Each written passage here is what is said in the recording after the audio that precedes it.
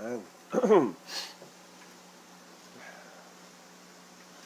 Magandang gabi po muli sa lahat ng ating mga kapatiran na naririto ngayon sa ating live streaming. Muli po ako'y nagpapasalamat sa Panginoon sa panibagong pagkakataon na muli pong makapagturo sa ating online school.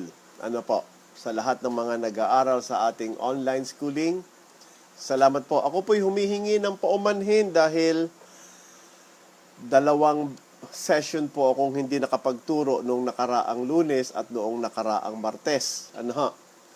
Sa dahilan nang nag-declared po ng Modified General Community Quarantine ang ating Pangulo, ay marami po akong inasikaso at marami po akong tinuunan ng pansin at naging mabigat po ang mga simula. Kaya po kinakailangan po nating escape ng aral. Ang huling aral po na ating tinalakay ay patungkol po sa preterism, na aral na itinuturo ng isang mangangaral sa radyo, at kilalang mangangaral na ang kanya pong aral ang kanyang paniniwala ay matagal nang nakabalik ang ating Panginoong Hesukristo. Ang tawag po sa aral na yan ay preterism. Yan po yung tawag sa kanilang aral, na ang Panginoong Hesukristo ay bumalik noong 70 AD. At doon na rin po yung katuparan ng rapture. Doon na rin daw po ang mga banal ay kinuha. So dahil wala pong record, dahil wala pong naitala na ganong mga pangyayari o naitala man lamang sa istorya o sa history na bumalik ang Panginoon, so ang kanila pong sinasabi ay secret return. So palihim na bumalik ang ating Panginoong Hesukristo. O ang tawag po nila ay spiritual rather than physical. So nung sinagot po natin ng unang pagkakataon yung aral na yan, nais ko lamang pong ipagpatuloy para po sa akin mahalaga po yung pagkakataon na masagot yung aral na yan. Dahil sa totoo po, dahil hindi bibirong tao ang nagsalita nito, kilala po siya bilang isang pastor, sikat po siya. Marami po ang mga taong naniniwala sa kanya at marami po ang nakikinig sa kanya. At tatapatin ko po na maging ako po ay meron pong paghanga sa paraan ng kanyang pagsasalita, sa paraan ng kanyang pangangaral, sa mga ideya ng kanyang pagsusumiti ng mga konsepto at mensahe. Pero hindi po yun sapat na dahilan upang hindi ho natin tuluyang suriin kung ang aral ba ay tama o mali. Dahil ang tinutukoy po natin ay aral mula sa Biblia, so hindi ho sapat yung pagiging tanyag ng isang individual para sabihin natin na ang kanyang aral ay tama. At lalong hindi po sapat na dahilan yung ganda ng paraan ng pagsasalita o sabihin na natin ang lalim ng pagpapaliwanag para maging pamantayan kung ang aral o doktrina na itinuturo ng isang individual ay tama. So, ginawa po natin mga kapatid, nagbigay pa ho tayo ng ikalawang basihan. Para sa ganon, maibalansi ho natin yung kaisipan ng mga nakikinig. Magkaroon po sila ng options para masabi nila, ito ba'y tama o ito ba'y mali. Naniniwala po ako na ang mga tagapakinig ngayon o ang mga tunay na mananampalataya o ang mga Kristiyano sa panahon ngayon ay may malalim na po silang pamantayan para masabi nila ang aral ba ay tama o mali. Dahil magagaling na po ang mga pastor ngayon, malalalim na po silang magsaliksik. So madali na po nating makita kung ang paliwanag ba ay tama o mali. So mga kapatid, ang aral po kasi ng preterism ay bago sa marami. Bago po yan sa mga mananampalataya. At marahil meron pa hong nakikinig ngayon sa akin na hindi nila alam ang aral ng preterism. Hindi nila ito lubos ang nauunawaan. Kaya po kung basta na lamang natin madidinig yung kanilang mga paliwanag, mawawala po yung balanse o mawawalan po ng options yung tagapakinig para masabing ito'y mali o ito'y tama. Ano ha? Kaya kung napakinggan nyo po yung kanyang aral, na ang aking pong tinutukoy mga kapatid ay si Pastor Ed Lapis. Magaling pong pastor yan. At tatapatin ko po kayo, nire-respeto po natin yan bilang kamanggagawa sa Panginoong Hesukristo. Kanya nga lamang mga kapatid, siguro alam po ng bawat pastor, alam po ng bawat lingkod ng Diyos ang tinatawag po nating responsible learning. Dahil tayo'y mangangaral ng salita ng Diyos, dahil tayo po ay sumasaliksik ng salita ng Diyos, mahalaga po na maging responsable po tayo sa kung ano yung ating pinapangaral. Kung ito po ay pinangaral ng publiko at sumalungat sa aral na itinuturo naman ng ibang pastor, may po silang moral obligation na ituro yung kanilang pangunawa o yung kanilang paliwanag upang magkaroon naman ng pamantayan ang ibang tagapakinig. So gusto ko din pong madinig ninyo yun. Ano po? So bibigyan ko po ng review. Ang atin pong ginagawa ngayon ay sinasagot po natin ang aral ng preterism. Isang aral na nagsasabi na ang Panginoong Hesukristo ay nakabalik na noong 70 AD. Ano po? Kaya wala na po tayong hinihintay pa na pagbabalik ni Kristo. Wala na tayong hinihintay pa na rapture. Dahil ang rapture ay natupad na noong 70 AD ayon sa turo po ng mga naniniwala sa preterism. At may mga salita po ng Diyos na ginagamit sila upang ipaliwanag yung aral na ang Panginoong Hesukristo ay nakabalik na. Okay, dahil yan po ay nasa YouTube at dahil yan po mga kapatid ay ipinangaral sa publiko,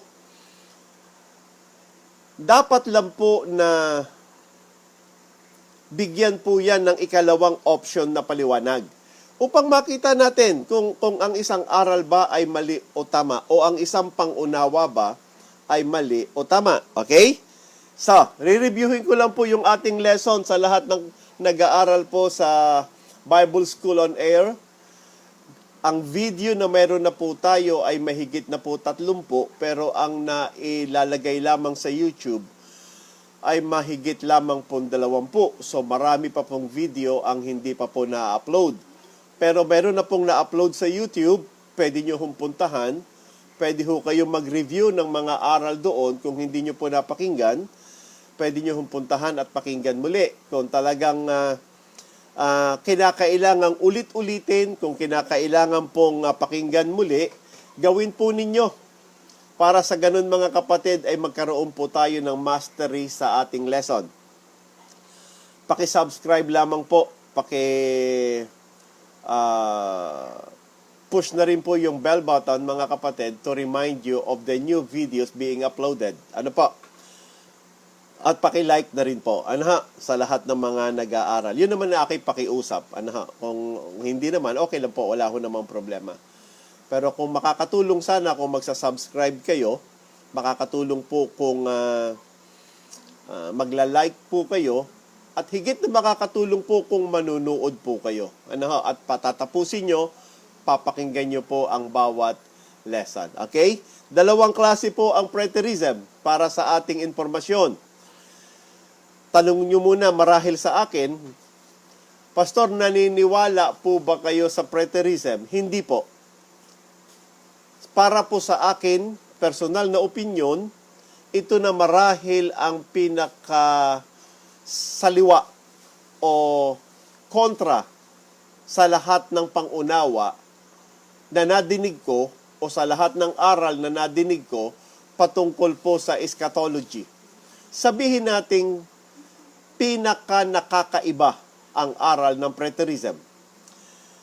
Pero wag din po nating ipagwalang bahala ang mga argumento na kanilang isinusumiti, yung mga pangunawa na kanilang pinapaliwanag sa mga talatang kanilang ginagamit. Okay? So, binibigyan po natin ito ng ikalawang pangunawa. Ang pakiusap ko lamang po mga kapatid, itong mensaheng ito o itong aral na ito ay hindi po nais ng inyong lingkod na mawala po ang respeto natin doon sa pastor na nagturo ng preterism. Hindi po yun yung aking layunin. Ano po? Hangad ko pa rin na ang mga lingkod ng Diyos, kahit magkasalungat po kami sa aral, yung ating respeto ay naroroon pa rin sa kanila. Ang layunin po ng pagtuturo nito, lalong-lalo po sa aming gawain sa Philian Baptist Church, ay maprotektahan ang aral at turo na itinuturo namin sa aming samahan, sa aming church, sa bawat miyembro. Hindi ho natin maiaalis mga kapatid na magkaroon po ng pag-aalinlangan yung mga nakapakinig na. Kung hindi ho natin lilinawin yung mga tanong na mayroon na po sila sa kanilang pakikinig sa aral na yon at wala pong magpapaliwanag ng gaya nito mga kapatid, magkakaroon po ng tinatawag nating affirmation na yung kanilang pangunawa sa paliwanag sa preterism ni Dr. Ed Lapis ay i-confirm nilang tama. Kung tayo po ay sasagot at magbibigay ho ng paliwanag sa mga talata na kanyang ginamit at pinaliwanag din naman, magkakaroon po ng pamantayan ngayon kung ito ba ay tama o ito ba ay mali. Okay? So yun po yung layunin natin. Hindi para ibaba ang isang mangangaral o hindi para sirain ang kanyang pangalan, kundi para maituwid o maitama yung pangunawa sa aral ng eschatology o sa pagbabalik muli ng ating Panginoong Hesukristo. Now, i-review ko po yung ating aral, maikli lamang po yun, tapos bibigyan ko po kayo uli ng isa pang pamantayan ng pag-aaral sa Biblia. Ano ha? Kung natatandaan nyo po, babalikan nyo ang aral na itinuro ko sa fallacy of argumentation. Okay? Pag sinabi kong fallacy of argumentation, may mga maling pangunawa. Halimbawa, meron tayong tinawag na rhetoric fallacy. Ang ibig sabihin ng rhetoric fallacy ay error in understanding. Yung naging pangunawa mo mali, kaya nagkaroon ka ng rhetoric fallacy. At yan po yung most common mistake ng marami. So, hindi ho basta-basta ipinangangaral ang isang pangunawa maliban naging matibay at naging matatag na po yung iyong pagtingin na sinasabi mo, ito na nga ang tama. Bago mo siya maipangaral. Lalo't higit mga kapatid, kapag tayo po ay tumatalakay ng mga sensitibong aral ng Biblia. Yung mga bagay na importante. So, hindi ho pwedeng ibakasakali. Okay? So, ngayon, babalikan ko po. Ang pinakamatibay, ang ginagamit ko hong argumento para ipaliwanag yung mga argumento ko ay from major to minor. Nung nagturo ako mga kapatid ng rapture from minor to major. Ngayon po from major to minor. Una nating sinagot yung pinakamabigat na argumento at talata ng mga preterism. Ang tawag ko ho sa kanya, the Achilles, the hammer of Thor. Yung tawag doon sa argumento nila, the hammer of Thor. Bakit po? Yun yung ginagamit nila, yung talatang yon, to smash other teachings and other doctrines regarding eschatology. Kung yun po ay mabibreak na natin, magiging madali na po lahat ng mga argumento na mayroon sila para mabali natin yung kanilang mga paliwanag. Okay? At matatagpuan po natin yung pinakamabigat na talata ng preterism ay matatagpuan po natin, mga kapatid, sa Matthew chapter 24 verse 34. Review lang po ito. Nung tinuro ko ito nung nakaraan, medyo nakalito ng kaunti. So, re-reviewin ko po. Ang sabi doon sa Matthew chapter 24 verse 34, ito yung talata na ginagamit po ng mga preterism para sabihin nila na ang Panginoong Jesucristo ay nakabalik na. Maikli lang to, tapos susunod na po yung mas mahina na kaysa dito sa Matthew 24. Pero mahalaga po yon dahil yung gagamitin po natin ngayon, mga kapatid,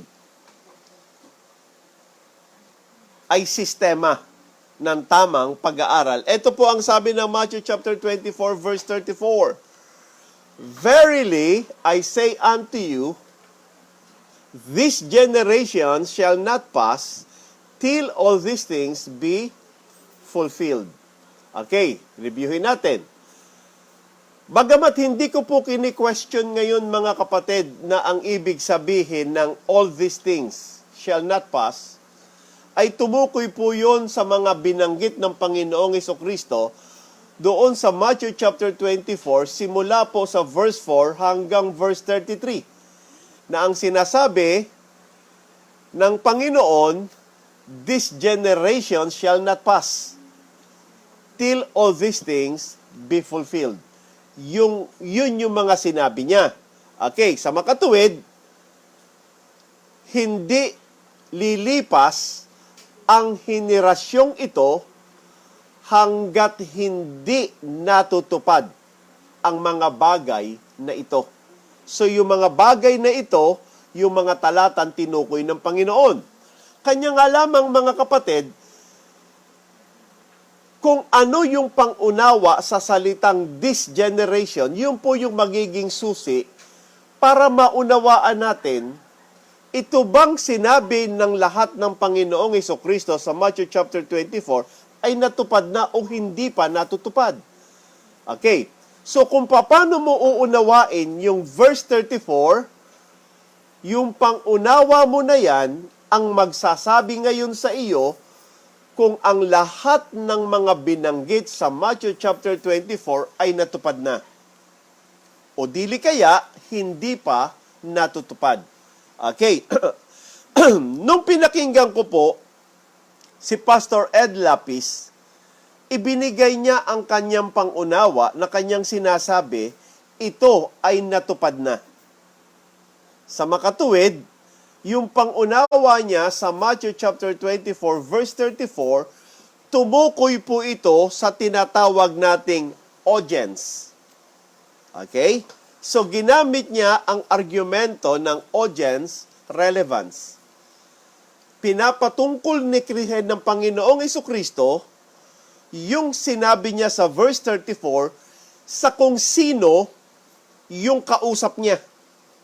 Okay?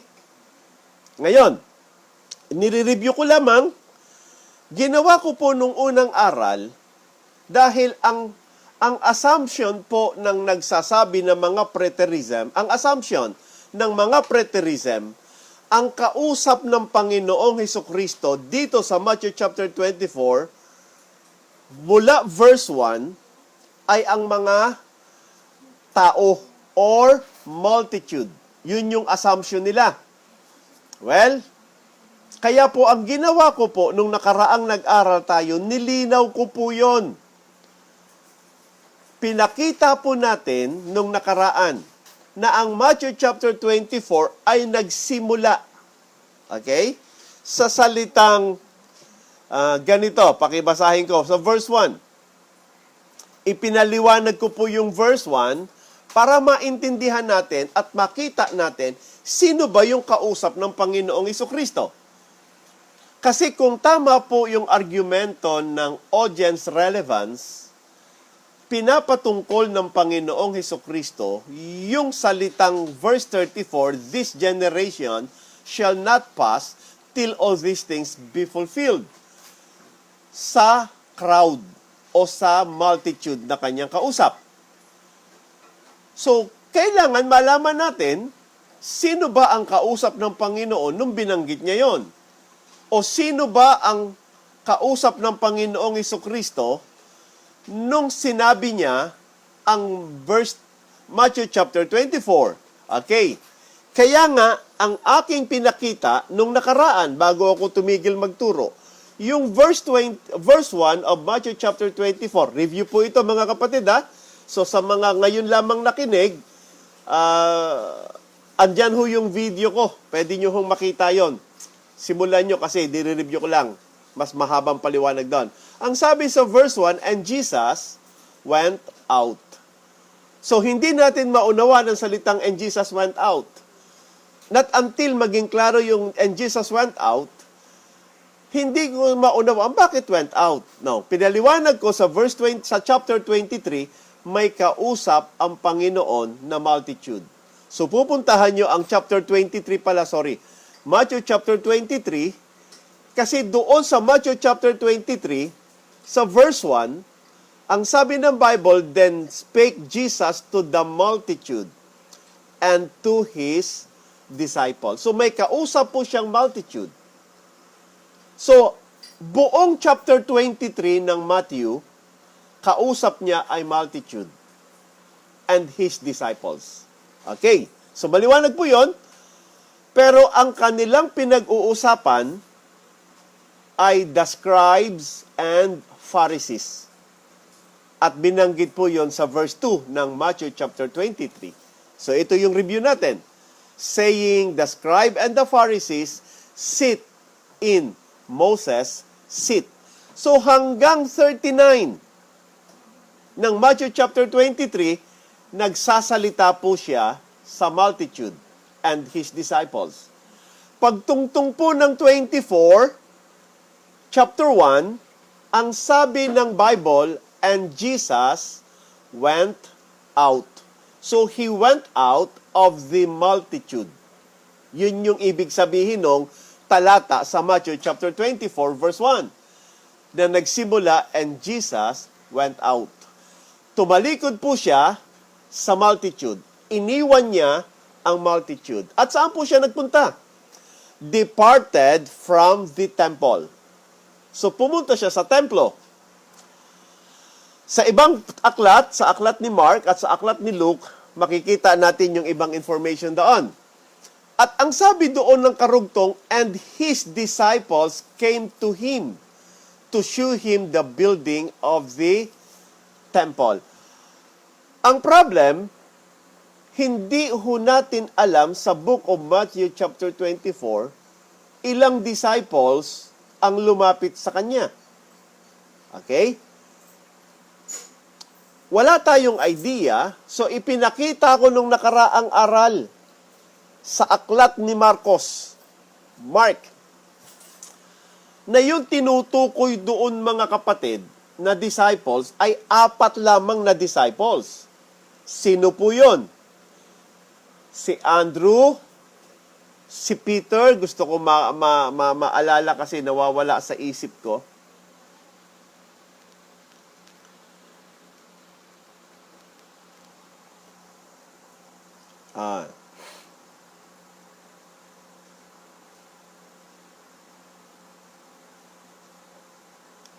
Mark chapter 13.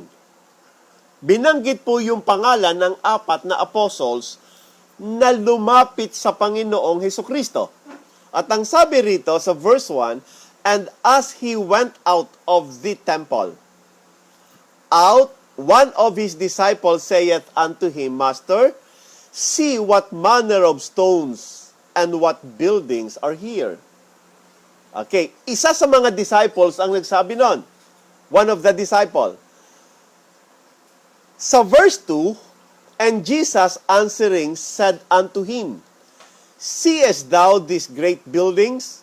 There shall not be left one stone upon another that shall not be thrown down. Okay. Sa verse 3, binanggit po yung 4 na yung disciples. And as he sat upon the Mount of Olives, over against the temple. Peter and James and John and Andrew asked him privately. Yung chapter 13 of the book of Mark and Matthew chapter 24 is the same event. Hindi lang binanggit sa Matthew chapter 24 kung sino yung mga disciples. Pero sa book of Mark, tinukoy yung disciples na 4 lang sila. At ang mga pangalan nila ay Peter, James, John, and Andrew. Okay. Sa ganung paraan mga kapatid, naunawaan po natin na ang kausap ng Panginoon nung binanggit niya ang buong Matthew chapter 24 ay 4 na tao lamang. Ito ay ang kanyang mga disciples. At ang pangalan ng 4 na yon ay si Peter, si James, si John, and si Andrew. Sa makatuwid, nung binanggit ng Panginoong Hesukristo, ang verse 34, nung sinabi niyang, "This generation shall not pass till all these things be fulfilled," ang kausap po niya ay si Peter, James, John, and Andrew. Ngayon, kung gagamitin po nating argumento ang audience relevance, na ang salitang verse 34 ay pinapatungkol niya sa kausap niya. So, ina-assume po ng mga preterist na kausap pa rin ng Panginoong Hesukristo ang multitude sa chapter 23 ng Matthew at verse 1. Pero maliwanag sa Matthew chapter 24 verse 1, and Jesus went out. So tumalikod na siya. At maliwanag po sa Mark chapter 13, si Peter, si James, John, and Andrew na lamang po ang kausap niya. Sa makatuwid, kung ito ay gagamit tayo ng argumento ng audience relevance, pinapatungkol niya po ito sa kanyang mga disciples. Ang generation ni Peter, ni James, ni John, at ni Andrew, ang tinukoy na this generation shall not pass till all these things be fulfilled. Ang tanong, okay? Ang simpleng tanong po, namatay na ba sila noong 70 AD? Okay? So, yun ang gusto kong malaman. Pero, maliho yung pangunawa na ito ay tinukoy sa audience. Kung ang pangunawa, kaya sabi ko nga po, kung paano mo uunawain ang Matthew chapter 24 verse 34, yun ang magbibigay sa iyo ng conclusion kung ito ba ay natupad na o hindi pa natutupad. Nung inunawa po nila ito, o ang sino mang nagbabasa, o sino man, maging siya ay isang tao na nag-aaral at hindi sumasang-ayon sa preterism na aral, o sabihin natin siya ay naniniwala sa post-trib or mid-trib or pre-trib. Pero inuunawa po niya ang Matthew chapter 24 verse 34 na pumapatungkol sa audience at ginagamit niya ang argumento ng audience relevance, hindi maaari na isipin niya na ito ay hindi pa tapos. Hindi maaari. Kasi maliwanag po ang salita ng verse 34 ng Matthew chapter 24. This generation shall not pass till all these things be fulfilled. So sa makatuwid, dapat lahat ng Matthew chapter 24 ay matutupad sa panahon na ang henerasyong tinukoy ni Kristo buhay pa. Yun ang ibig sabihin nun. Kung ang mga taong yon ay patay na ngayon, isa lamang ang ibig sabihin. Natupad na po ang Matthew chapter 24. Kasi yun yung tinutukoy ng Biblia. Kung ang pangunawa, tumukoy ito sa kung sino ang kanyang kausap.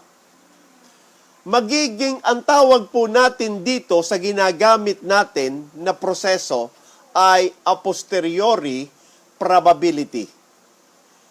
if your understanding of verse 34 of Matthew chapter 24 refers to the audience and using the arguments of the audience relevance, that will be automatically that Matthew chapter 24 is already been fulfilled.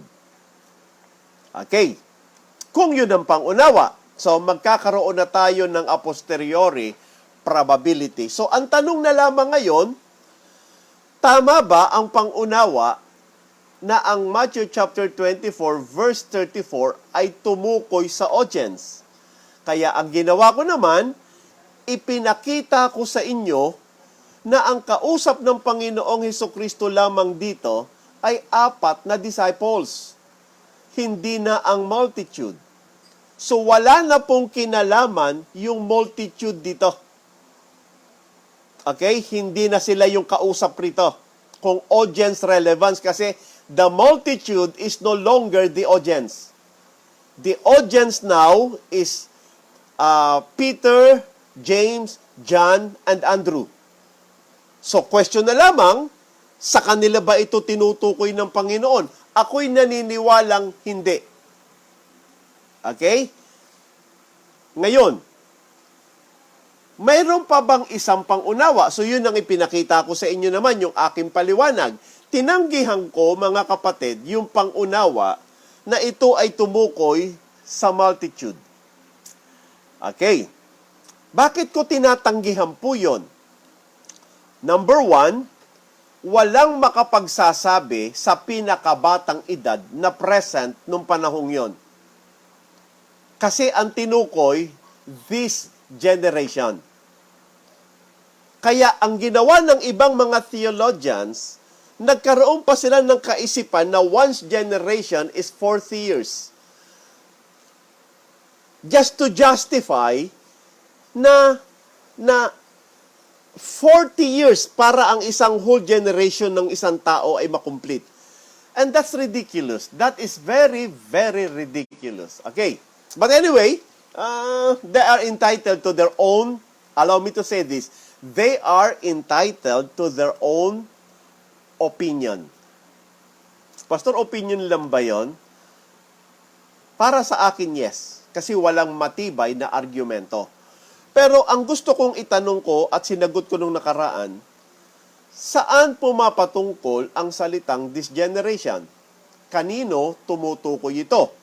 Well, dahil mga kapatid, may kausap ang Diyos noong chapter 23 at may pinag-uusapan sila at ang kanilang pinag-uusapan, the scribes and the Pharisees, mapapansin niyo po mga kapatid, sa subject of discussion na topic ng Panginoong Hesukristo, may binanggit po siyang generation. At kung mapapansin nyo, doon sa Matthew chapter 23, verse 36, ito pala, pangalawang pangunawa po ito, ha? Matthew chapter 23,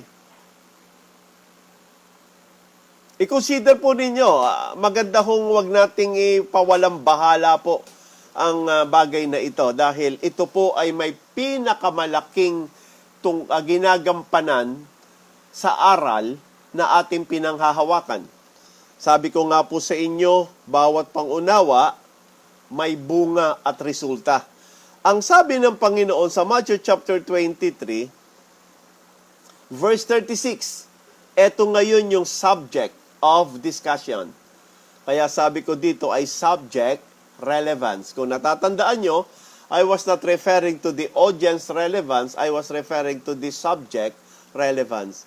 Ang sabi rito sa verse 33 at verse 36, ye serpents, ye generations of vipers, how can ye escape the damnation of hell?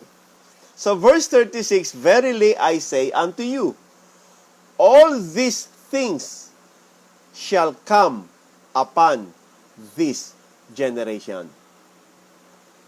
Alam natin na ang subject of discussion ng chapter 23 ay the scribes and the Pharisees. So yung lahat ng sinasabi ng chapter 23 of the book of Matthew patungkol po yan sa scribes and the Pharisees.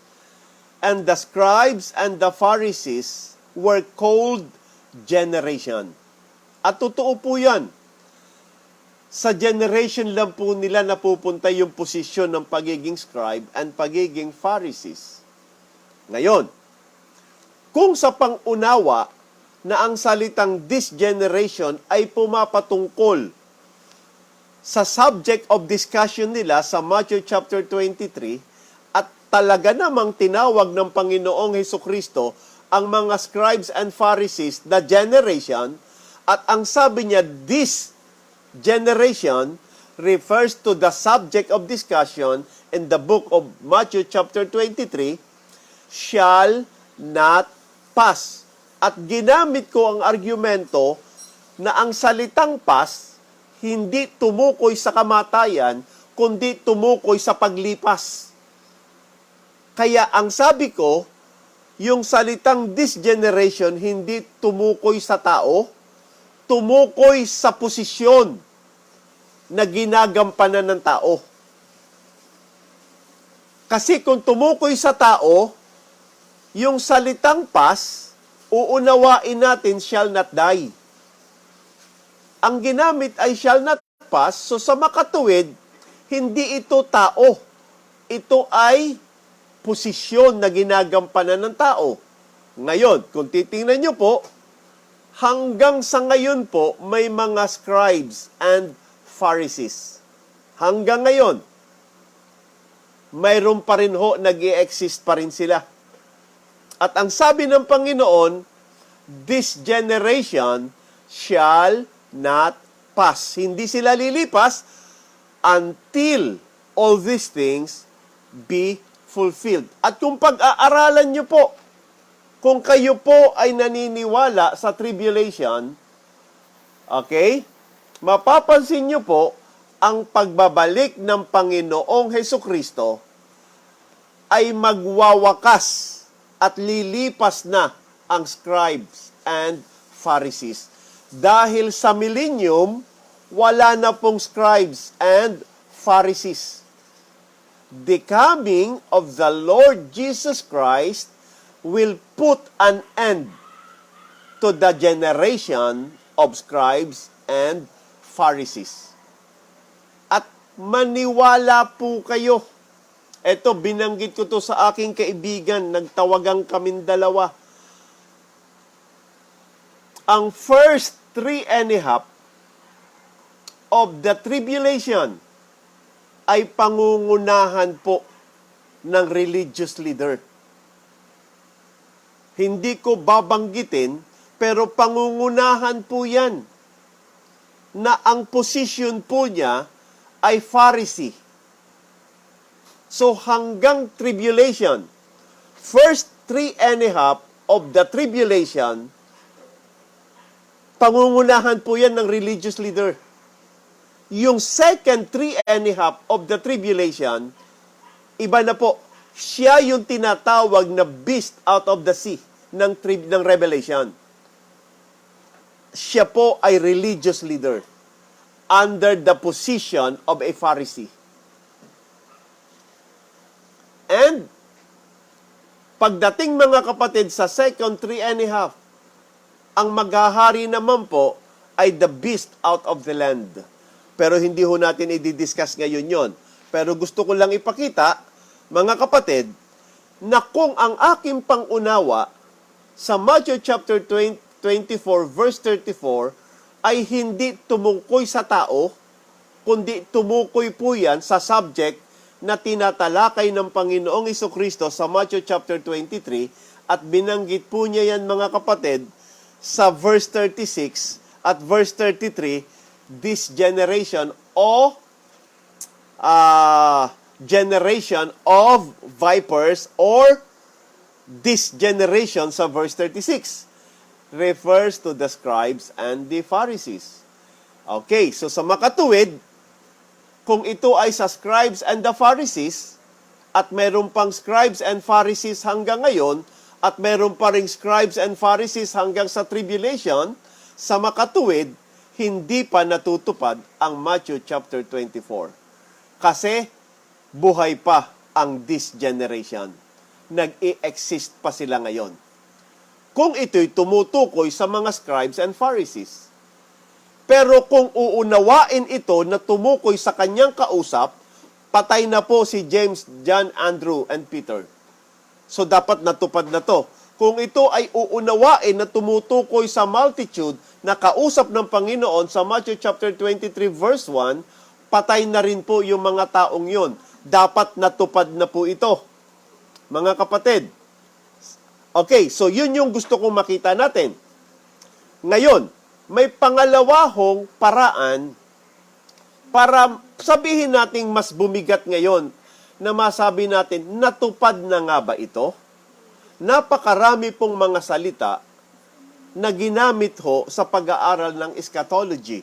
Mayroon ho tayong tinatawag na batas sa rhetoric analogy.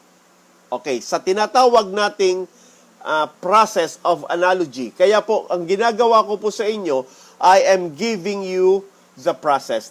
Natatandaan niyo po ba, ito na yung pangalawang argumento ko, pagpapatuloy na po ito ng pag-aaral. Okay? Hindi ko na pinaliwanag sa inyo ang Revelations chapter 1 verse 7 na sinabi nila na yung tumusok ng tagiliran ni Kristo, makikita maging yung kanyang pagbabalik. Ginamit ko po yun nung nakaraan at pinaliwanag ko po na hindi yung tumukoy sa sundalo. Kasi ang ginamit po doon, plural, they that pierced his side. So, ang tinukoy po doon ay mga Hudyo. Makikita ng Hudyo dahil ibinigay ang accountability of piercing the side of Jesus Christ not to the soldier, but rather to the Jews. Although it is the soldier who pierced the side of Jesus Christ, but the accountability of piercing his side were given to the Jews. Kaya ang sabi, they that pierced his side refers to the Jews will see his coming. Kaya nga ho, during the second coming ng Panginoon, magbabalikan po ang mga Jew. Kasi bababa po siya sa Mount Sinai. Mount Olives, bababa siya sa Mount Olives.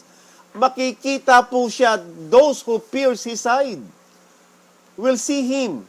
So yun yung sinasabi. At ang sinabi ho doon, will see him. So 100% hindi na po secret yung return. Kasi ang liwanag po ng sabi ng Bible, makikita nila. Wala po ni isang Hudyo ang nakakita sa pagbabalik ng Panginoon. Kung ang pangunawa naman ay pumatungkol doon sa sundalong tumusok ng tagiliran ni Kristo na makikita ang kanyang pagbabalik, ang tanong ko sa mga preterism ay ganito, akala ko ba'y sinasabi niyong secret ang kanyang pagbabalik? Paano yun makikita ng sundalo? Kung bumalik nga siya noong 70 AD, pero secret yung kanyang pagbabalik at spiritual, paano siyang nakita?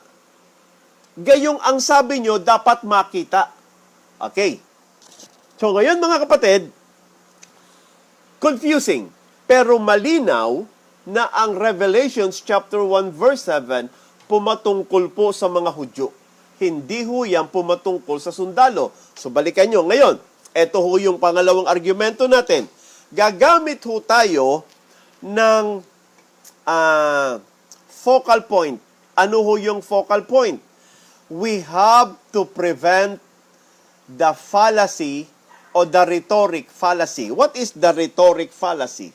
Ang sabi ko, fallacy, rhetoric fallacy is a fallacy in understanding.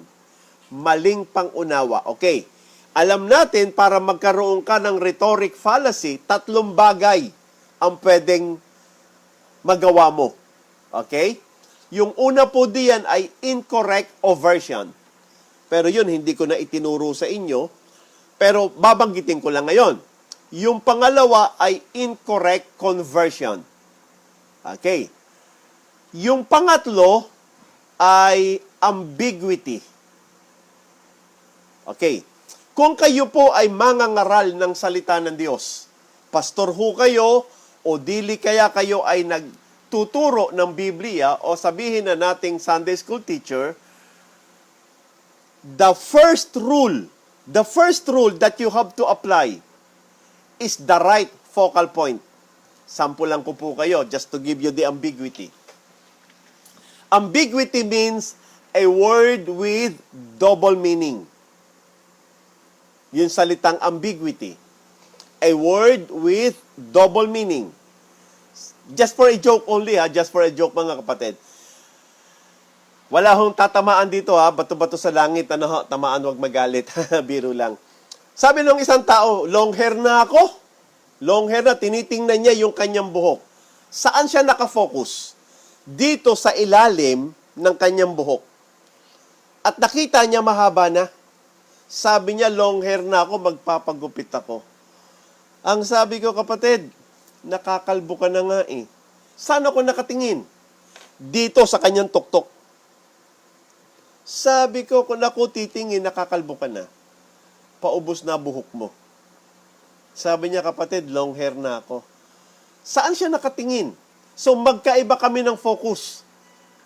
Dahil ako nakafocus dito sa kanyang ulo, sa tuktok, at wala ng buhok yon, so ang sabi ko, nakakalbo ka na. Pero siya nakatingin dito sa ilalim, bandang tainga niya, at mahaba na yun dahil may buhok pa ron, at kahit manipis na, ang sabi niya, mahaba na buhok ko.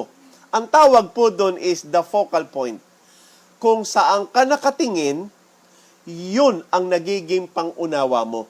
So, papasok po yan sa tinatawag nating ambiguity. Dahil parehong tama po yun. Nakakalbo siya at mahaba na buhok niya. Makakalbo siya sa bandang tuktok ng ulo niya, mahaba na ang buhok niya sa bandang ilalim ng ulo niya. Okay. So, kung saan ang focal point, yun yung magiging understanding. So, the first rule, in order for us to avoid the rhetoric fallacy, in every teaching and explanation we do not focus on the ambiguous word. Okay, allow me to say that. Do not focus on the ambiguous word or ambiguity. Huwag kang gumawa ng argumento mo sa salitang may dalawang kahulugan.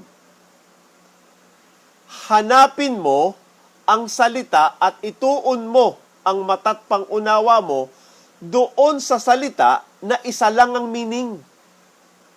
At yun ang maging pamantayan mo. Gawin mo siyang constant and every teaching. Okay.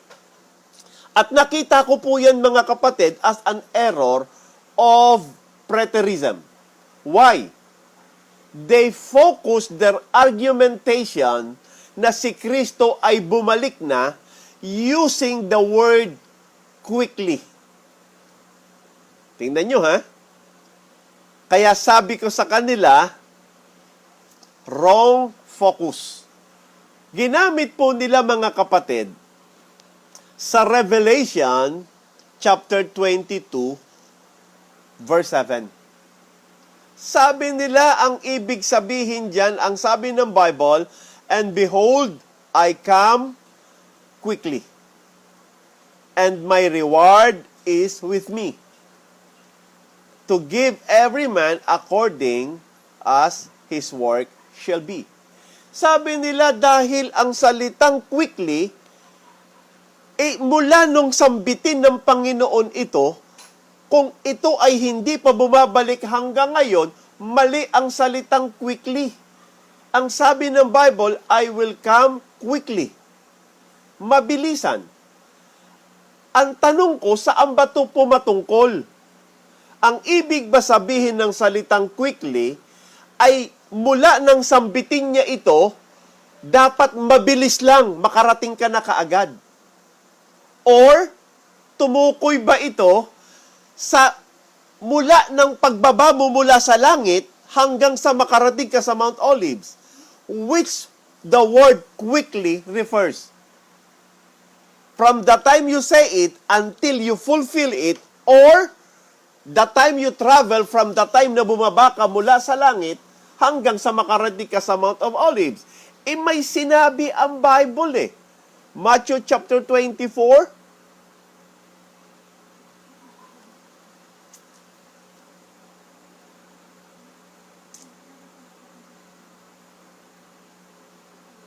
Let me see, Kasi mahalaga yun. Kaya nga sabi ko,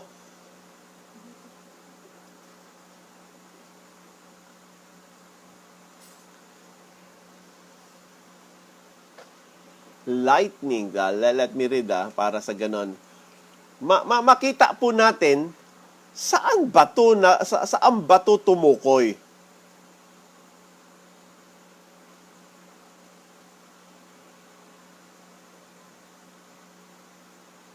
Matthew chapter 24 verse 27. Ito yung sabi ng Bible. For as the lightning cometh out of the east and shineth even unto the west, so shall also the coming of the Son of Man be. Ang bilis ng lightning Does it refer to the process of His coming, or this is how quick He will come? Sabi ng Bible, as the lightning cometh out of the east, and shineth even unto the west, so shall also the coming of the Son of Man be. Does the word quickly refers to the process of His coming? Or ano ngayon meaning ng quickly? Now, bakit ko sinasabi iyon? Kasi the word quickly may fall into the word ambiguous or ambiguity. Word with double meaning. So we will come up to our perplexity. Malilito po tayo. Ano ba yung pinapatungkol niya rito? So dahil po nag-fall yung salitang quickly sa ambiguity, hindi mo siya pwedeng gamiting basis para yung aral mo, masabi mo, natupad na. Okay, kung nadinig niyo po yung paliwanag ko mga kapatid sa Hebrews chapter 6, nung sinabi doon, to those who were once enlightened, ginamit ito ng ibang paliwanag sa argumentong once. Yung kanilang naging focal point ay yung salitang once. Ang understanding nila is enlightened once and for all. Yun yung kanilang understanding. Kaya lang, the word once fall under the category of ambiguity. Pwede mong sabihin, minsang naliwanagan. Hindi ibig sabihin na naliwanagan tuluyan. Pwede mong sabihin, minsang naliwanagan. So, alin ba doon yung meaning ng word na once? Dahil diyan, nag-fall siya sa word na ambiguity, hindi ko na siya pwedeng gamitin as a basis of my understanding. Hahanapin ko ang salita na walang ambiguity. So, I focus on the word enlightened.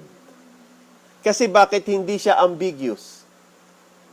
So, using the same argument I use, using the word quickly in reference to my understanding that Matthew chapter 24 is already been fulfilled, while the word quickly is an ambiguous word, you are most likely will commit a rhetoric fallacy. So to a careful student, ulitin ko to a careful student, never make an ambiguous word as your focal point. Wag. Because the chances that you will commit a rhetoric fallacy is very, very high. Pastor, kung ambiguous yung salitang quickly, at talaga namang ambiguous, ito ba'y tumukoy sa Matthew chapter 24 verse 27 as the lightning, mga kapatid, na sinabi ng Bible doon, ganun ka-quick yung lightning. At sabi ng Panginoon, I will come quickly, so is the coming of the Son of Man be. So, wala tayong idea, pero dahil sinabi ng Diyos quickly, So from the time na bumaba siya mula sa langit, pabagga sa Mount of Olives, it should be quick. And that is the reference of the word, I come quickly. Pastor, ano ba meaning nun? Kung titingnan natin ang Bible, from the Greek word, tingnan ngayon natin yung kahulugan. I'm sorry, okay, medyo... Aling meaning yung kukunin natin? Ang Greek word ho ng salitang quickly in the book of Revelation, ang salitang pong yun ay galing sa salitang taku. Ulitin ko ha, taku. Yun yung meaning na Greek. Yun yung Greek word na ginamit. Na ang meaning niya, ito yung meaning. Kung neuter singular po siya as adverb, shortly, that is without delay or soon. Oh, that's a good understanding. Yun yung una. From the time na sinabi niya, until na isakatuparan niya, dapat mabilis lang. That's the first understanding. Kaya lang, may meaning po siya, or by surprise, or suddenly. So ito yung pangalawang meaning. From the time na bumaba siya hanggang sa makarating siya ng Mount of Olives. It's sudden. So which one ang akin tatanggapin? Kaya sabi namin, ambiguous word. Dalawa meaning. Pwedeng tumukoy ito sa una, which is shortly, that is without delay, or by surprise, suddenly. Or by implication of is, readily. Okay, so I will never use the word quickly in reference to Christ's return as my focal point. Mayroon ho bang talata sa Bible na yung ginamit na salita ng Diyos ay hindi ambiguous? Mayroon po. Ano po yun? Acts chapter 1, verse 11. Kasi wala siyang ibang meaning. Dapat yun ang hahanapin kong sign at yun yung titingnan ko na dapat ito yung mangyari. Kasi there is only one understanding in the book of Acts chapter 1. At ano po yun? Itong sabi ng book of Acts chapter 1.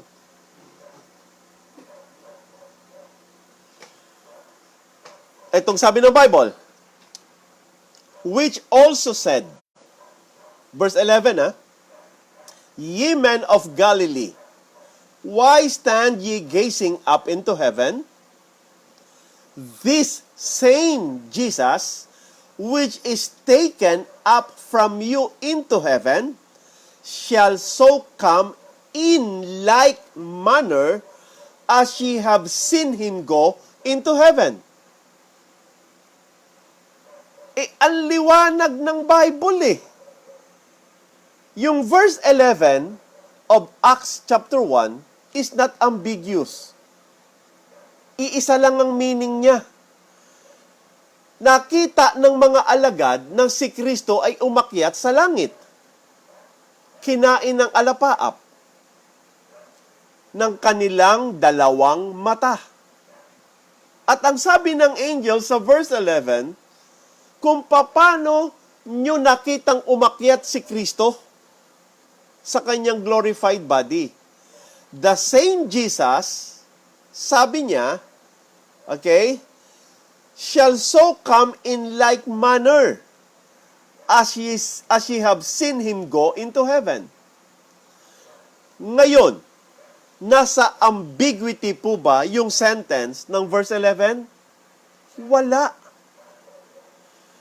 Because it is already eradicated the probability of ambiguity, therefore, the only basis para masabi kong natupad na ang Matthew chapter 24 ay ang Acts chapter 1 verse 11. Kasi wala siyang double meaning. So it is imperative, it is a must that Acts chapter 11 must be fulfilled. Regardless, sabihin nila, secret, Mga kapatid, ang liwanag ng Bible. Kung paano siya umakyat, ganun din siyang bababa. At kung paano siyang nakita ng mga Hudyong umakyat, ganun din siyang makikitang bababa ng mga Hudyo. Kaya ang sabi sa Revelations chapter 1 verse 7 ay ganito. Ginamit na rin po nating argumento yon. O, ang argumento ko ngayon is what? Focal point. Huwag kayong magfo-focus sa ambiguous word. Kasi baka makuha mo yung isang meaning, makuha ko yung isang meaning. Magiging magkakontra tayo. Kasi bakit? Isang meaning yung kinuha mo, isang meaning yung kinuha ko, so iba yung paliwanag ko, iba yung paliwanag mo. Kasi bakit? Ambiguity yung salitang ginamit natin. Words with double meaning. Halimbawa, pag sinabi kong na gumamit ka ng ad hominem, may tama ka. Ambiguous po yun. Ang ibig kong sabihin, pwedeng tama yung sinabi mo o pwedeng sira ulo mo. So, alin doon yung aking meaning? So, pwedeng kunin mo. Sabi ni Pastor Edwin, tama ako kasi sabi niya may tama ako. Pero ang pinapatungkol ko pa lang pala naman sa iyo ay medyo may tama na ulo mo. Hindi ibig sabihin tama ang sinabi mo. So, mali ang pangunawa mo due to rhetoric fallacy. Because you focus on the ambiguous word. But Acts chapter 1 verse 11 has no ambiguity. It is very clear.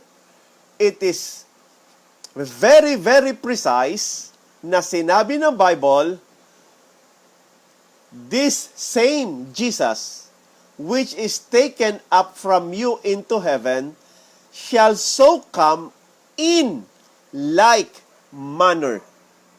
Ang pinag-uusapan po rito mga kapatid, yung paano siya umakyat.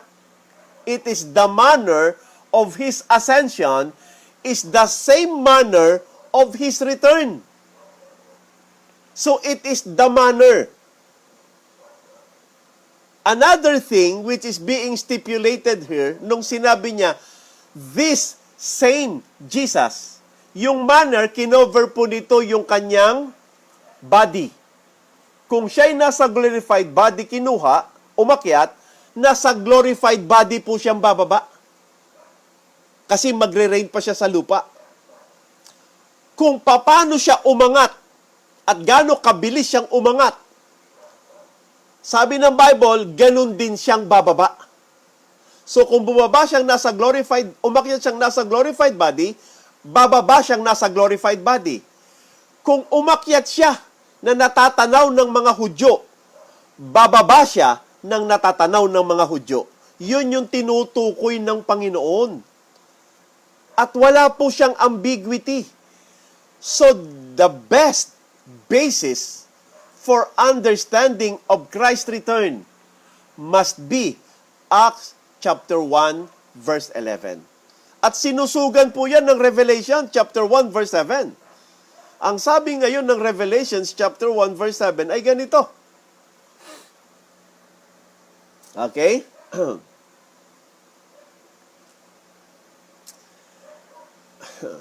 Tingnan nyo, sabi ng Bible, tingnan nyo ha, para maintindihan nyo yung pagkakasunod-sunod. Behold, He cometh with clouds. Yun ang sabi ng verse 7. Tingnan nyo po mga kapatid, pati yung cloud visible. Makikita ng tao yung clouds. At sinabi din po yan sa Matthew chapter 24 verse 30. Buksan nyo ang Matthew chapter 24 verse 30.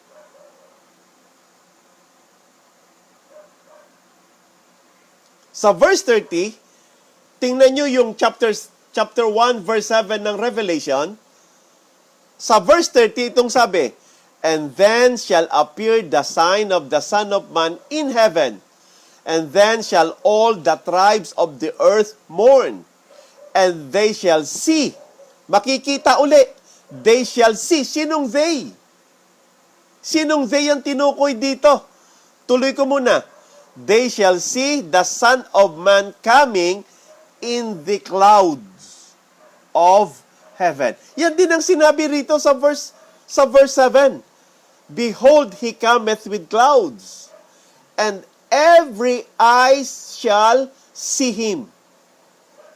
And they also which pierce which pierce him. Hindi lamang sino ang nag-pierce. Yung salitang they refers to the Jew. Ang sabi din dito sa verse 30, they shall see the Son of Man. Kasi ang sabi din sa Acts chapter 1, verse 11, kung paano siyang umakyat na nakikita nyo, ganun din siyang bababa. Lahat po ng mga talatang ito, wala pong ambiguity. Wala silang double meaning. The word see is very, very clear. Makikita ng mga Hudyo at mga tao. Pero wala pong record na siya'y nakitang bumalik muli. Kung gagamitin mo ang salitang quickly, just to argue na dapat mula nang sinabi niya, dapat nakabalik na siya ngayon. Okay. That could be the good definition of the word quickly. It is because it is ambiguous, double meaning.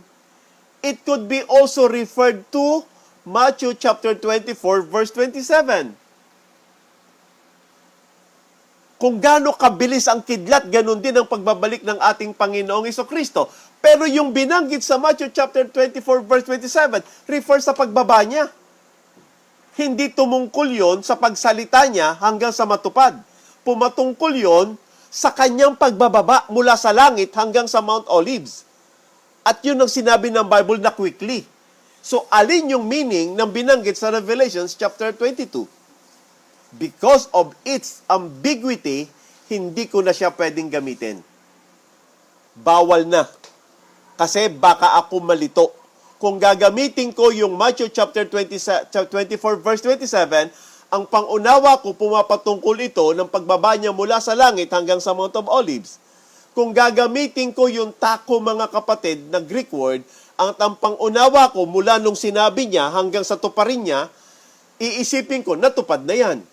Pero kung iisipin ko ngayon, ay mula sa pagbaba niya mula sa langit hanggang sa Mount of Olives, gaya ng kidlat to the east, from east to the west, so is the coming of the Son of Man be. So sa makatuwid, ganun kabilis yung pagbaba niya mula sa langit hanggang sa Mount of Olives. So alin yung pangunawang gagamitin ko? There is a highest probability that I may fall to the argument of rhetoric fallacy. So, the argument of the focal point to avoid rhetoric fallacy must be on the word which have no double meaning. Dapat walang double meaning. At ang tanging salita sa pagbabalik ni Kristo na walang double meaning, Acts chapter 1 verse 11. Ang sabi ng angels, kung paano siyang umakyat, ganon din siyang bababa in like manner. Ang sabi ng Revelations chapter 1 verse 7, makikita siya. Pati yung ulap, the thick clouds, the clouds, kasamang makikita. So, hindi lang si Kristo, pati yung clouds makikita. Ang sabi ng ang Matthew chapter 24 verse 30, makikita siya. They shall see Him. At yung salitang see, wala po siyang ambiguity. So, dapat, kung bumalik na si Kristo, nakita siyang bumalik. Kasi babalik siya in glorified body. Kung paano siyang umakyat, ganon din siyang bababa. Kung umakyat siya na nasa glorified body, bababa siya ng nasa glorified body. In like manner. Without any ambiguity. So mga kapatid, any argument focuses on the ambiguous word, more likely to fall into the rhetoric fallacy. And cannot be a strong argumentation. So the argument of ed lapis on the word quickly. And whoever uses the word quickly as an argument that Christ has already been returned is an argument of rhetoric fallacy under ambiguity. Kaya tinuturo ko yung rhetoric fallacy. Kaya nga hindi ko ginamit ang once ng Hebrews chapter 6, verse 4. Kasi ambiguous siya. So I focus on the word enlightened dahil hindi siya ambiguous. Ang salitang photizo, which is to shed light, is not ambiguous. Which means naliwanagan. So hindi ka pwedeng maligaw. Ngayon, kung ambiguous pa rin tong Acts chapter 1 verse 11, so pwede kong sabihin, hindi, figurative yung kanyang pagbabalik na yan. Ang liwaliwanag ng anghel.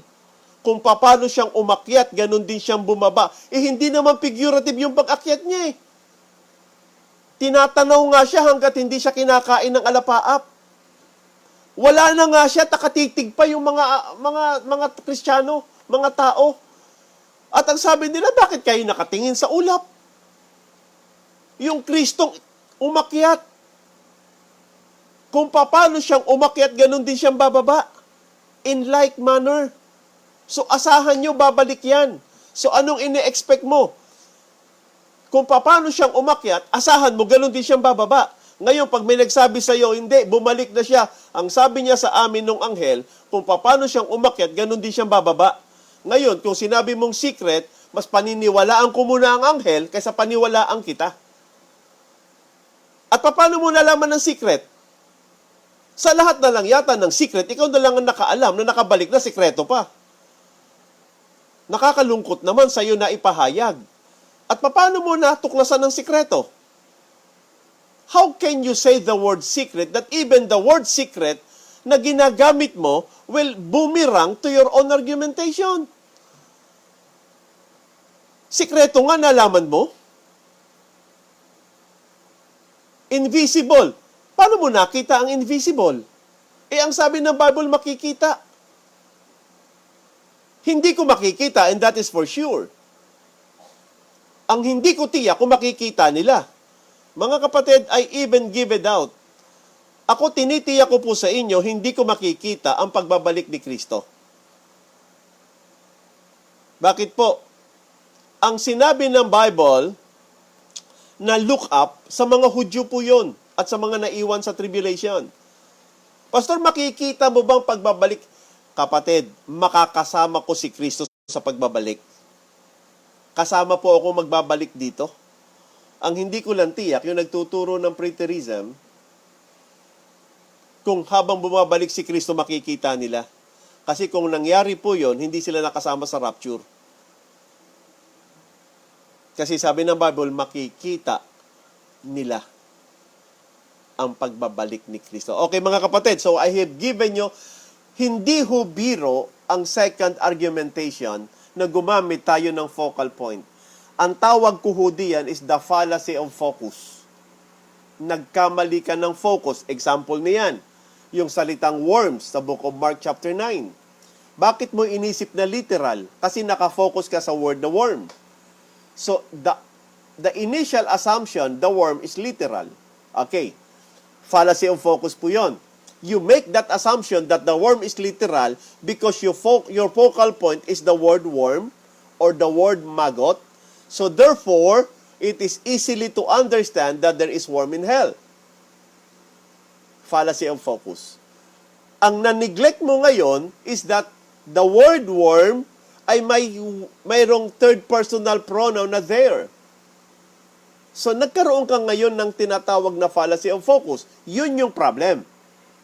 Most common po yan sa rhetoric fallacy is the focal point. Yung tinitigan mo mali, maraming ibig sabihin. Ang unang tanong ko sa iyo, dahil napakaraming meaning niyan, aling meaning ang tinanggap mo? Dahil kung anong kahulugan ang tinanggap mo, papasok na doon ang pangunawa mo. Dahil dalawa kahulugan yan, pwede yung isang tao, yung isang kahulugan ang kunin. Then, magkaiba na kayo ng paliwanag. Pero kung sama-sama natin tatanggapin ang Acts chapter 1 verse 11,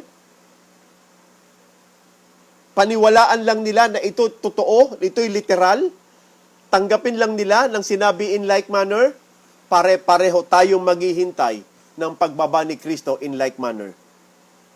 At we will reject any assumption na bumalik na siya kasi hindi pa nangyari yung in like manner. At salitang si, hindi pa nangyayari yon. Walang nakakita sa pagbabalik ni Kristo kung bumalik na nga. So, hindi totoo yung secret return. Kinontradict niya ang Acts chapter chapter 1 verse 11. Kinontradict niya ang Matthew chapter 24 verse 30. They shall see. Kinontradict niya ang Revelation chapter 1 verse 7. They shall see. So, walang secret sa pagbabalik ni Kristo. Ang totoo niyan, they shall see Him. Makikita nila na si Kristo'y babalik in like manner as He ascend into heaven. Yun, in like manner. Ang tanong ko nga, pati ho ba yung posisyon ng pag-akyat? Ganon din yung posisyon ng pagbaba? Ayan, sabi ng Bible, in like manner. Ganon din ho ba mga kapatid sa kasuotan? Ang sabi ng Bible, in like manner. I don't know hanggang saan yung coverage ng in like manner.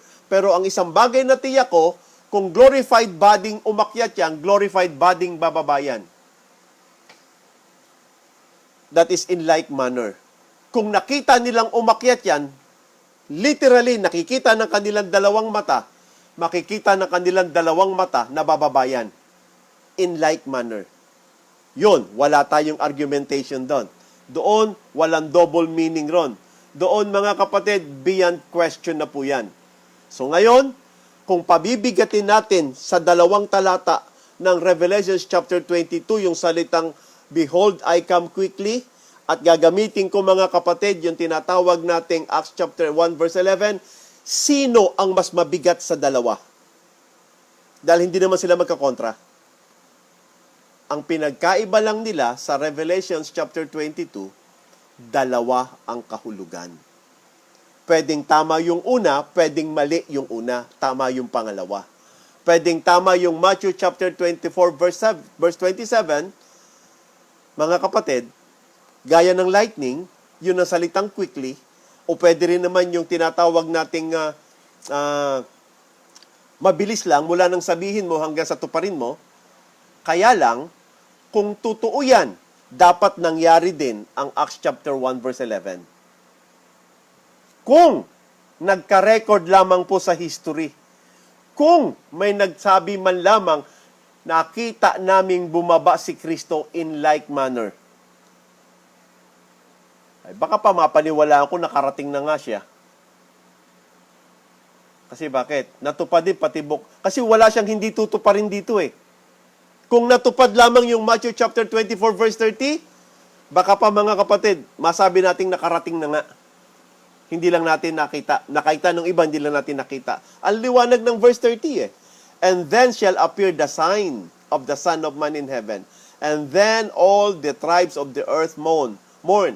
And they shall see the Son of Man coming in the clouds of heaven with power and great glory. Kahit Matthew 24, hindi yan sinabing secret eh. Ang sinabi niya, they shall see. Yun din ang sinabi mga kapatid ng Acts chapter 1 verse 11. At yan din ang sinabi ng Revelation chapter 1 verse 7. They shall see. Well, sana po tutuloy ko po to. Kasi napakalawak po ng mga argumento. Marami pong pamamaraan na mali. Yung binigay ko po sa inyo yung focal point, importante po yan. Huwag kayong gagamit sa mga salitang ambiguous. Huwag po. Mag-aaway po kayo doon. Tumingin kayo kasi ang Bible ay iisa po yan. Wala pong contradiction yan. Okay? Tutuparin ng Biblia lahat. Lahat ng binanggit niya sa second coming dapat mangyari.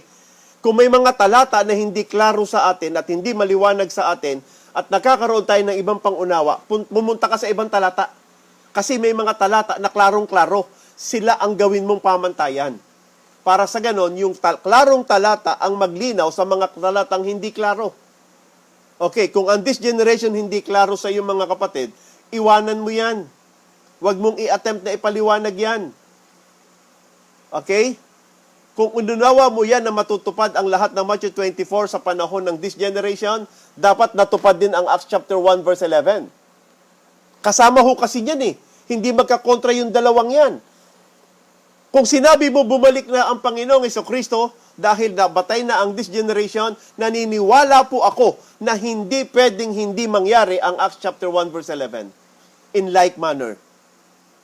Kung bumaba siya noong 70 AD, it should be in like manner of Acts chapter 1 verse 11. Because there is no verse in the Bible will negate or contradict another verse of the Bible. Lahat ng binanggit ng Diyos sa second coming, mangyayari. Hindi pwede isa hindi nangyari. Kasi lahat yan mangyayari sa second coming. At siguradong sigurado ako, ang Acts chapter 1 verse 11, mangyayari sa kanyang pagbabalik. In like manner. Kung hindi nangyari yan, wala akong paniniwalaan na bumalik na. At kung babalik siya na hindi mangyayari ang Acts chapter 1 verse 11, hindi siya yung bumalik, iba yun. Kasi aabangan ko yung book of Acts chapter 1 verse 11. Kung paano siyang umakyat, ganun din siyang bababa. Yun ang sinabi sa akin ng anghel. At yun ang hihintayin ko. Kung may bumaba, nakasakay ng helicopter, hindi si Kristo yan. At bumaba, hindi sa Mount Olives, hindi pa rin si Kristo yan. Kasi ang sabi niya sa Mount Olives, siya bababa. Hihintayin ko yung Kristo bumaba sa Mount Olives na tinutupad ang Acts chapter 1 verse 11. Ngayon, sinabi mong secret, may problema ka. Hihintayin ko ang Acts chapter 1 verse 11. Hindi kita paniniwalaan ang paniniwalaan ko Acts chapter 1 verse 11. Paniniwalaan ko ang Matthew chapter 24 verse 30. Paniniwalaan ko ang Revelation chapter 1 verse 7. They shall see. Kung paano naging sikreto yan, pang-unawa mo yan. Pang-unawa mo yan sa quickly. And you are too quick to preach on the subject that you don't understand. And that is a biggest problem. Okay mga kapatid? Sana ho naging maganda at naging maliwanag po ang pang-unawa natin. Do not use on the subject, on the word of ambiguity. Because rhetoric fallacy, under the problem of ambiguity, most likely you fall into the wrong understanding. Okay? So, salamat po ng marami mga kapatid. Bukas po ako'y inaanyayahan ni Pastor Cleofe na mag-preach sa kanilang grupo. Alas 6 ng gabi. So, most likely, tapos na po ako noon ng alas 8 ng gabi. And then, magpipreach po. Magtuturo po ako. Itutuloy ko po yung pangatlong argumentation. Ginamit na natin ang this generation. Ngayon, gumamit tayo ng focal point. Huwag kang magfo-focus sa salitang ambiguous. Okay, hanggang sa makarating po ako sa beast out of the land and the beast out of the sea. Okay, kaya sabi ko sa inyo, the first 3.5 of the tribulation, mga kapatid, ang maghahari ay religious leader. They have the position of the Pharisee. At ang magwawakas ng generation of the scribes and the Pharisee, second coming of the Lord Jesus Christ. Matutupad ang buong Matthew chapter 24 sa panahon ng this generation. Pagbaba ni Kristo, wakas na ang this generation, the scribes and the Pharisee. Kasi magsisimula na ang millennium. Sa millennium, wala pong scribes and Pharisees. Wala po. So, ang mag-e-end ng generation of the scribes and Pharisees, the second coming of Jesus Christ. Siya ang magwawakas doon. Kaya tama ang Bible. This generation shall not pass till all these things be fulfilled. So matatapos ang buong Matthew chapter 24 sa panahon ng this generation. Ang pagbaba ni Kristo sa Mount Olives na tinutupad ang Acts chapter 1 verse 11 ang magwawakas sa panahon ng this generation. Kasi millennium na po sunod doon. Okay, mga kapatid, salamat po ng marami sa lahat-lahat ng narito ngayon, mga kapatid. Ah, hindi ko po alam kung ano yung secret. Sabi ng aking kaibigan, may gusto daw akong sabihin, but it's secret. Mga kapatid, hindi ko alam paano nila nalaman ng secret. Hindi ko po alam, pero they have the wisdom to know the secret. If it is secret, how they know it? That's my biggest question. Okay? So, salamat po ng marami sa lahat ng mga nakinig. Mga kapatid, kasama ko si Pastor Joey Reyes kanina. Bukas magkasama uli kami. Friend, Thursday, alam ko, I've been asking too much from you, pero Thursday may meeting tayo ng 3 p.m. Kasama po ang isang representative from the Philippines. Ano po? Ng isang malaking grupo. Okay? So, thank you so much sa inyong lahat na nakinig. Pagpalain po kayo ng Panginoon. May apology kung di ako nakapagturo nung Monday and Tuesday. Pero salamat sa biyayang ipinagkakaloob ng Diyos sa atin. Thank you so much po. God bless to all. Sa lahat ng pastors, may gagawin po kami from Wounded Soldiers. Okay? Abang-abangan nyo na lang po. Abang-abangan nyo po. Sana maging blessing sa inyo. Thank you so much. Pagpalain po kayo ng Panginoon. God bless you all. God bless you all.